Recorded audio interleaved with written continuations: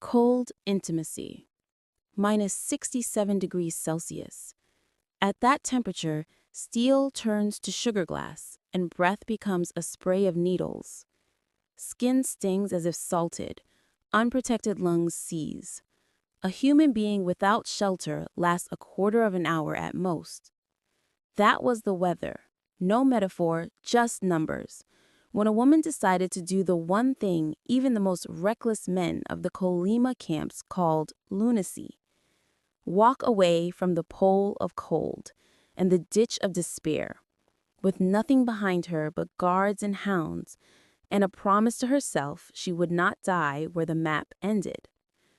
For 2 months, she moved through a winter that could strip bark from trees and names from people, across an emptiness that the river charts called land and the convoys called nowhere.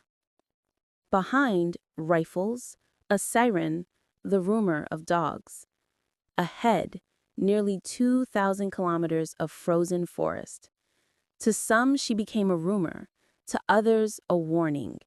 To those who knew what winter could narcotize, she became a legend spoken softly in barracks where laughter had been rationed away. Her name was not Varvara. In the papers that later found her, she was born Elena Mirova in 1918, in a railway town a few hours from Smolensk. Her father wore the river mud that clung to steel and timber. Her mother ran a home with a discipline kinder than rules and harder than fatigue.